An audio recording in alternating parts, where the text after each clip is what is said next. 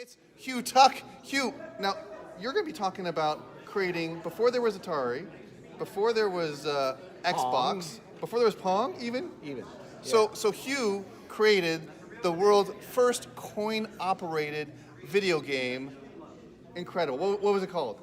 It was called Galaxy Game, and the quick, brief history was my friend from high school, Bill Pitts, said, I want to bring you up to the Stanford Artificial Intelligence Center, which at that time there was no security. So we just went there at 12 o'clock at night. He brought me in. And upstairs they had people working on the first mechanical arms ever built and people working with the first voice recognition ever built. And in this one room they had a CRT terminal, and it had a little sun and two little spaceships that were rotating around it. And you could shoot each other, and the sun had gravity, and everything was realistic. And it ran on what's called a PDP-10 computer, which is a huge mainframe computer, and that's what it took to run this little game. All right, wait, don't give any more of the presentation.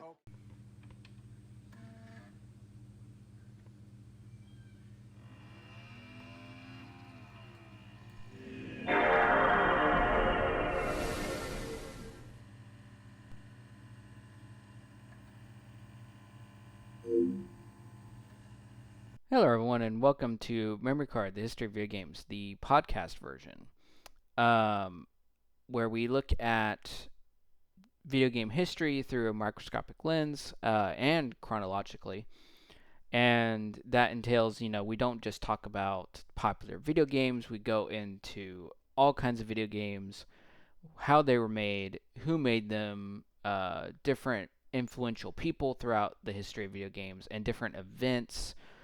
And also, I'm doing this as a second take because my program did not record the entire first recording I did of this. So we're doing this again. And what I wanted to say is also that I know I'm late on this episode. I do apologize, but some stuff came up.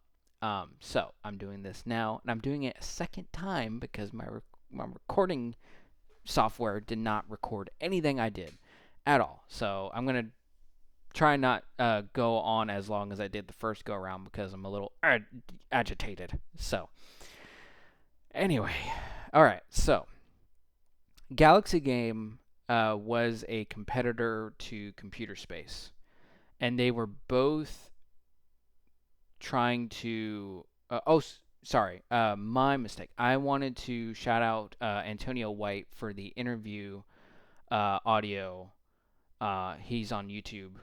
He was the one that interviewed Hugh Tuck, who we're going to talk about a little bit later on. Hugh Tuck was one of the developers of Galaxy Game. And so I wanted to make sure I cited where I got that from. So thank you, Antonio White on YouTube, for talking with Hugh Tuck. Okay. So yeah, Galaxy Game was a competitor to Computer Space, so they were kind of going neck and neck at the same time to update Space War. And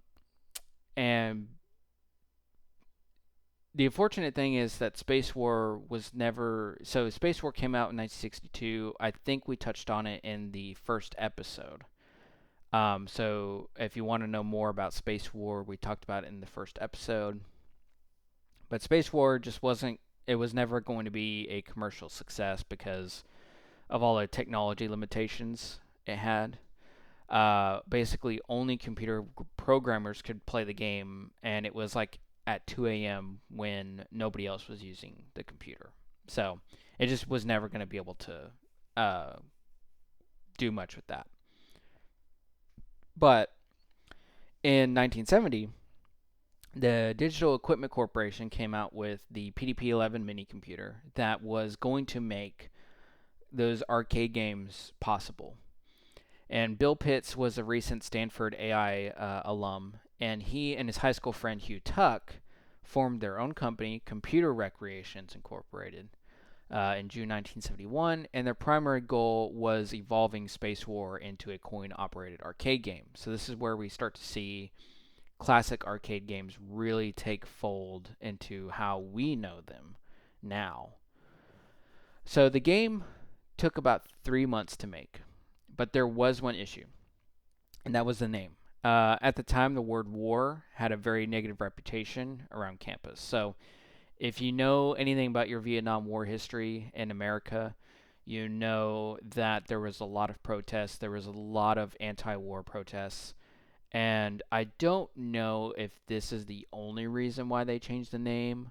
I don't know if Space War was copyrighted. The research I did said that the anti-war sentiment was the reason why they changed it to Galaxy Game. I could be wrong about that. But nevertheless, they changed the name to Galaxy Game from Space War. So, according to Stanford University, the game used a PDP-11 and/or 20 computer. It kind of interchanged on what mini computer they used. It used a simple point plotting display interface and a Hewlett-Packard 1300A electrostatic display. So the PDP computer cost $14,000 and the display cost $3,000. Including some other costs in there, the game cost approximately $20,000 to make. So you're probably wondering, well, it was coin operated, so what was kind of the price to play the game? So it actually only costed 10 cents to play one game. But if you put in 25 cents, you got 3 games out of it. And you could get a free game also if your ship still survived with fuel whenever you finished it. So the Golden Age arcade historian interviewed Bill Pitts around the late 90s, early 2000s. And he touched on the cost and challenges of developing the game. And so this is what he had to say. When we built the first machine, we didn't expect to make money. We knew it was costing a lot of money to build one machine, and what we wanted to do was see how much business we could generate, and then we could go back and figure out how cheap we had to make the machine to really be successful. But when we encountered such a huge wave of enthusiasm from people that were playing the game, we forgot what our plan was. We were just out of college and we're not business people. So we decided that we could amortize the cost of the computer by having it drive up to 4 consoles, and each console had 2 players. So we embarked on building version 2, and that had fiberglass casing and a lot more tooling and meant buying another computer and more displays, and that's how we ran up to $60,000 in expenses. While it could have driven 4 consoles, what we ended up putting at Stanford, because it was all they had room for, was the second version that had a PDP-11 inside one of the fiberglass cases, and it drove both systems. You could either drive those 2 consoles as 2 totally separate games, or you could interlink the 2 and have 4-player games where they were all fighting each other. Which reminds me a lot of Warlords, which was on Atari, and that was a lot of fun. It was kind of like 4-player Battle Royale a little bit. So Galaxy Game received that second version in June 1972 and was installed at the coffee house at, I believe it's Tresidder Union, which is basically the student union building at Stanford. I had it spelt wrong in the script, and I think I said it wrong in the video version. So there you go. It received a display update that allowed it to be more cost effective to develop for more machines. It remained at the coffee house until May 1979, and Stanford reports that it was popular with lines of 10 to 20 people gathering to play. The Golden Age Arcade historian reports that it made about $60,000. So, judging by that, it broke even on the cost, give or take. But I'm not sure. Like, I don't have like a spreadsheet of like their earnings and stuff, so I'm not sure like how interconnected that is. So kind of just going off of research here. But Bill Pitts did also talk about the student union, it being at the student union building. So he said, the system at Stanford and the student union always did well. The other system I had, I moved it all over the place, and I never did well. Somehow, the Stanford community really appreciated this game, and they were willing to read a legal-sized document of instructions. And other places, they just didn't want to do that. And I can only imagine what legal size document of instructions means. so, um, but eventually the machine was disassembled due to the display processor was really unreliable. And it was essentially the end of Galaxy Games' run in video game history. Um, but the story does have a happy ending. The game was then brought to the computer history exhibits at Stanford University.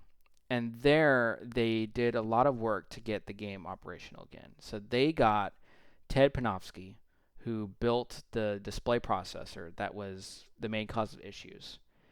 And he got the help of Doug Brentlinger, Paul Mancuso, I believe that's how you say his name, and Victor Scheinman, and Galaxy Game was eventually restored. So in December 1997, the restored Galaxy Game was installed on the 5th floor of the Stanford Computer Science Department's Gates building, and they made it free for students to play. I would have loved that so much to be able to play that. After being there for 2 years, the game was then moved to the Computer History Center at Ames. And I don't know if this is different. So the research I did has it at 2 different places, technically, 2 different names of places. And I'm not too familiar with California's areas, so I don't know if it's the same thing. Because a different source said it's currently at the Computer History Museum in Mountain View, California. So I'm not sure if those are the same places or if that are 2 different places and it did move later to the Computer History Museum in Mountain View or what. If someone's from California and can kind of tell me, that would be great, because I do want to put that on my bucket list to go see Galaxy Game in person. So that is the rich history of Galaxy Game. But how did it play really? And it's a simple answer really. It was a lot like Space War. If you didn't listen to the first episode where we talked about Space War, basically the game has 2 spaceships that were both controlled by players. In the middle of the screen was a star that acted as a gravity well, so it would pull in the players the closer you got to it. Both ships have limited torpedoes and fuel, and the torpedoes are fired one at a time with a cooldown. And you're basically just fighting the other player, is the whole idea. It's like combat or, again, like Warlords, something like that. If a ship goes off screen, it appears on the other side, kind of like a lot of arcade games like Pac-Man, for example. But the game is an overall improvement of Space War, and it offered optional modifications before you started the game, such as faster ships, faster torpedoes. You could remove the star and the gravity well. You could reverse the gravity, so like the star would push players away. And to remove that wraparound effect, so I guess you don't appear on the other side of the screen. And then everything was controlled in that classic arcade fashion with the joystick and panel of buttons. So Galaxy Game remains in video game history as one of those building foundations that's often forgotten about when you talk about video game history. And it was kind of that foundation for the culture, right, of huddling around at the arcade machine and watching somebody play, just waiting for your turn. And kind of that whole thing, right? And we'll really start to touch on more of that arcade culture when we start discussing the beginnings of Atari, which we're not really going to touch on the 2600, mind you. This is like the very beginning of Atari, the founding and some of their early stuff. It's going to be a little bit like the first episode, where we touched on multiple different things, but it's all Atari specific.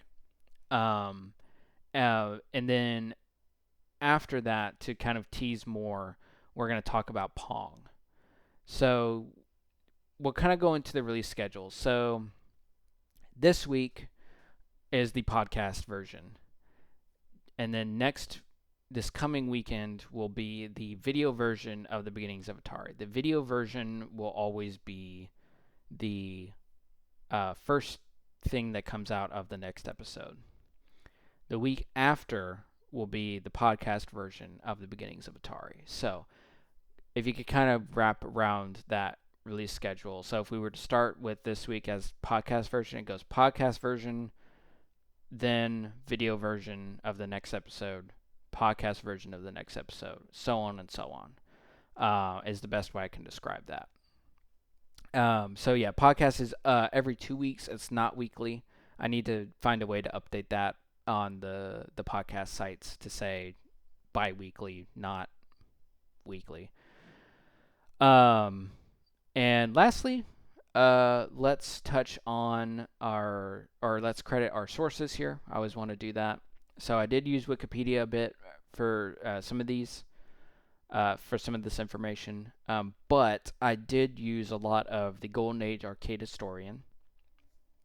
Stanford had a lot of information, which was useful. I also used All in Color for a Quarter, which was a blog in the late 2010s. I don't think it's around anymore because I got the information from those blogs on the Internet Archive. So don't think it's around anymore. Also did History of Information and Museum of the Game was where I got all of my research from. So definitely go check those out if you want to learn more about Galaxy Game, but also more of the other stuff that they've got. Definitely recommend it. Lastly, I definitely recommend you check out the video version of Memory Card, The History of Video Games. It's where this really started and really is the more priority over the podcast. It's where I put in a lot more work. You can visually see the games I talk about and pictures and videos and like the interview, for example. There's it's a video interview. And you can find that on my YouTube channel, Gamma Galaxian. It's the same name as what's uploading the podcast. So it's super simple for you. I also do live streams where on Fridays I do retro games. So right now I'm doing Grand Theft Auto Vice City. I also I am playing the Outer Worlds on Saturday, Sunday, and Monday. I'm basically going through my backlog of games I've been needing to play, and Outer Worlds was first on my list. So, and I'm quite enjoying it. I also stream on Twitch with the same name. I don't know if I'm going to stay on Twitch. It seems like YouTube has more of a audience for me for my live streams, so I might stick to doing YouTube streams. And once in a while, I'll upload some stream highlights, like I did of me doing the Mysterio boss fight from Spider-Man PS1, which was funny to me because I was awful. But yeah, that's going to do it for this episode. And I hope you have a good day, and I hope you learned some stuff, and I hope you're excited to get into Atari and Pong shortly in the future. And that'll do it. So, see ya.